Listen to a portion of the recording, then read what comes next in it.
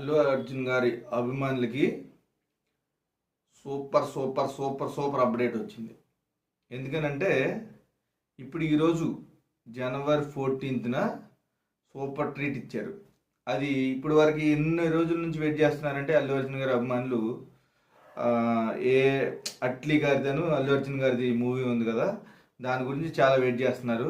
కానీ దానికి మించిన ట్రీటు A23తో లోకేష్ కనకరాజు గారు, అంటే మొన్నటి వరకు అల్లు అర్జున్ గారి నెక్స్ట్ ప్రాజెక్ట్ ఏంటి అని చెప్పేసి అందరూ హేటర్స్ కానివ్వండి, వేరే వాళ్ళు కానివ్వండి, ఎవరైనా సరే అసలు ఏంటి నెక్స్ట్ ప్రాజెక్ట్ ఏంటి అని చెప్పేసి ఈగర్గా వెయిట్ చేస్తున్నారు. దానికి అన్ఎక్స్పెక్టెడ్ అనమాట. అసలు ఇది లోకేష్ కనకరాజు గారితో చేస్తున్నారని చెప్పేసి ఎవరూ ఊహించలేదు. కానీ అన్ఎక్స్పెక్టెడ్గా లోకేష్ కనకరాజు గారు వచ్చారు. అసలు ఆయన లైనప్ ఎలా ఉంది అంటే మనం మాట్లాడుకున్న దాని ప్రకారం ఆయన లైనప్ ఎలా ఉంది, ఆయన ఏమేమి సినిమాలు చేయబోతున్నారు, అసలు ఆయన మార్కెట్ స్టాండర్డ్ని ఎలా పెంచుకుంటూ వెళ్తున్నారు, ఇది ప్రతి ఒక్క అల్లు అర్జున్ అభిమానులు అందరూ చివరి వరకు చూడాలి. ఓకేనా, స్టార్ట్ చేద్దాం. ఇప్పుడు మనకి ఇంకా అసలు నరాలు తెగిపోయే అంత అప్డేట్ రావాలంటే A22 అట్లీ గారిది రావాలి. అది నాకు తెలిసి ఏదో సంథింగ్ బిగ్, ఏదో కుకింగ్ చేస్తున్నారు. అది వచ్చినప్పుడు అంతా సోషల్ మీడియా అంతా విధ్వంసం అయిపోద్ది. దాంతో ఖచ్చితంగా పుష్ప రికార్డులు కూడా కొట్టేస్తుంది. అవుట్ ఆఫ్ ది 2000 కోట్లు పై మాటే అన్నట్టుగా చెప్తున్నారు. నెక్స్ట్ వచ్చేసి ఇప్పుడు దాని కన్ఫర్ము. ఇప్పుడు ఫస్ట్ తమిళ్లో వాళ్ళకి 1000 కోట్ల సినిమా ఇచ్చేది అల్లు అర్జున్ గారి వల్లే అవుతుంది.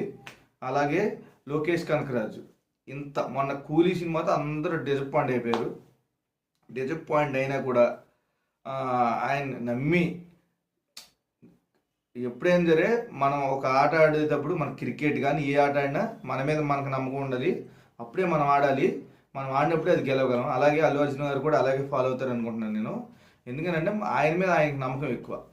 అంతకుముందు ఎవరితో తీశారు, ఎంత ఫ్లాప్ అయింది ఏంటి అనేది ఆయన ఆలోచించడు. ఆయన మీద ఆయనకు నమ్మకంతో ఆయన వెళ్ళిపోతున్నాడు. ఇప్పుడు లోకేష్ కనకరాజు గారిది AA23. అలాగే తర్వాత ప్రాజెక్ట్ ఏంటి అనేది మళ్ళీ సస్పెన్స్. అసలు త్రివిక్రమ్ గారితో అనుకున్న ప్రాజెక్ట్ ఏంటి అంటే త్రివిక్రమ్ గారిది మైథలాజికల్ మూవీ ఒకటి చెప్పారు. అలాగే ప్రశాంత్ నీల్ గారితో ఒకటి అన్నారు, ఏది రావణం టైటిల్ కూడా ఎదిరిపోయింది. అది ఎప్పుడే అనౌన్స్ చేశారు దిల్ రాజు గారు. ఈ రెండిట్లో ఏది చేస్తారనేది సస్పెన్స్. ఈ రెండిట్లకి కథ ఇప్పుడు త్రివిక్రమ్ గారితో చేసేదానికి మళ్ళీ ఎన్టీఆర్ గారితో చేస్తున్నారు అన్నారు. అది కనుక ఎన్టీఆర్ గారు చేయకోకుండా త్రివిక్రమ్ గారు అలాగే అల్లు అర్జున్ గారు చేశారనుకోండి, అది ఒక రేంజ్లో 3000 కోట్ల రేంజ్లోకి వెళ్ళే సబ్జెక్ట్ అది. ఎందుకంటే మైథలాజికల్ ఆయన డీల్ చేయగలరని నేను అనుకుంటున్నాను త్రివిక్రమ్ గారు. అలాగే తర్వాత నెక్స్ట్ ప్రాజెక్టు ప్రశాంత్ నీల్ ఆయనలో ఉన్న పవరు, ఆ మాస్ అపీల్స్ని అల్లు అర్జున్ గారిని ఉపయోగించుకుంటే తొక్కి పడేస్తారు. ఎందుకంటే అసలు ఆ KGFలో ప్రపంచానికి యష్ అనే వ్యక్తి KGF ద్వారా తెలిసాడు. అది ఒక్క ప్రశాంత్ నీల్ వల్ల అయింది. ఆయన డీల్ చేసిన 2 సినిమాలు అసలు ఏకర్గా వెయిట్ చేశారు, అది కుమ్మి పడేసింది. అలాగే ఇంకోటి వచ్చేసి సందీప్ రెడ్డి వంగ. అసలు ఆయన మాస్ అమ్మ మొగుడు. ఆయన తీసిన మూవీస్ ఏదైనా సరే ఎలా ఉన్నాయో మీ ఊహకే వదిలేస్తున్నా. ఇప్పుడు స్పిరిట్తో బద్దలు కొట్టేస్తాడు. నాకు తెలిసి ప్రభాస్ గారిని ఇప్పుడు వరకు మనం చూడను. ఆ పోలీస్ కాపులో ఆ యాంగర్ మేనేజ్మెంట్ ఎలా ఉంటుందనేది చూపిస్తాడు అనుకుంటున్నాను నేను. అలాగే అల్లు అర్జున్ గారి మీద మంచి అభిప్రాయం ఉంది. ఆయనతో కూడా దూసుకెళ్ళిపోయి ఒక ఎక్సలెంట్ మూవీ తీస్తాడని నేనైతే అనుకుంటున్నాను. అలాగే నెక్స్ట్ లాస్ట్ మూవీ ఏంటంటే పుష్ప3.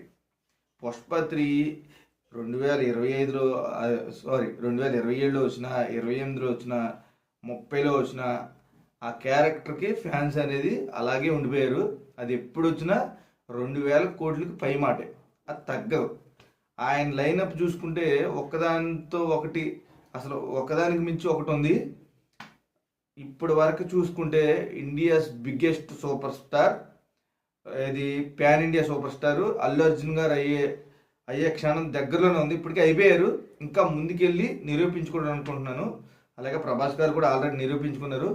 వీళ్ళిద్దరి మధ్య పోటీ ఉంటుంది. ఇంకా తమిళంలో ఇంకా అసలు పోటీయే లేదండి నాకు తెలిసి. రజనీకాంత్ గారు ఎలాగో వయసు అయిపోయింది, అలాగే తలపతి విజయ్ ఆయన కూడా లేరు.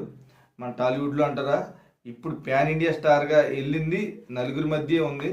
అలాగే మహేష్ బాబు గారు 5వ వ్యక్తిగా వచ్చారు. చూడాలి. ఇంకా హిందీ మార్కెట్స్ అంటారా, హిందీ వాళ్ళ గురించి మీకు తెలియదే ఉంది. హిందీలో ఆడిద్దాము కానీ మన తెలుగు సైడ్, నార్త్ సైడ్, ఇది మన సౌత్ సైడ్ వచ్చి అంతగా ఆడదు.